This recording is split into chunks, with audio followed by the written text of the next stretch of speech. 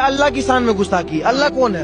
اللہ کون ہے؟ تصویر دکھائیے, تصویر دکھائیے. آپ کو نہیں پتا اللہ کون؟ ارے ہم تو جانتے ہی نہیں اللہ اللہ کو. آپ تصویر دکھائیے.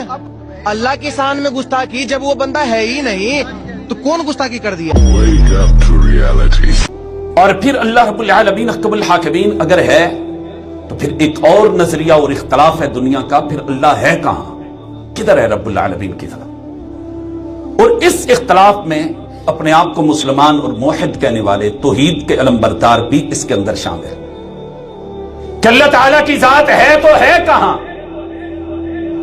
اور اس کہاں کے اوپر اللہ تعالیٰ کی ذات کدھر ہے اس کے اوپر ایک اختلاف چلتا ہے. قرآن مجید فرقان حمید میں اللہ تعالیٰ فرماتے ہیں الرحمن علی العرش استوى.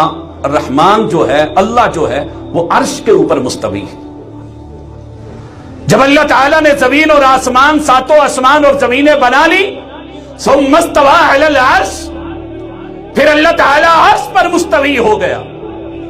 اللہ تعالیٰ کی ذات عرش پر ہے.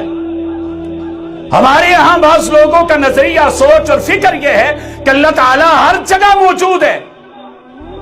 ذات کے اعتبار سے ہم اہل سنت کا جو صحیح عقیدہ ہے وہ یہی ہے کہ اللہ رب العالمین احکم الحاکمین ذات کے اعتبار سے آسمانوں پر عرش پر ہے, اور علم اور قدرت کے اعتبار سے اللہ رب العالمین ساری دنیا کو دیکھتا ہے. ہر جگہ رب العالمین علم اور قدرت کے اعتبار سے موجود ہے, لیکن ذات رب العالمین کی عرش پر ہے. اس کے لیے قرآن مجید کے بڑے دلائل ہیں.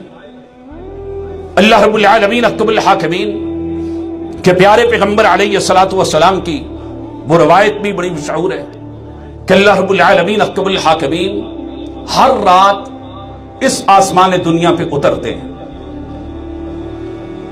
نبی کریم صلی اللہ علیہ وسلم نے فرمایا ینزل, اللہ تعالیٰ اترتا ہے. اگر اللہ تعالیٰ نیچے ہوتا تو پھر ینزل اترنا تو نہ تھا, پھر رب العالمین کا چلنا تھا کہ اللہ تعالیٰ چلتا ہے.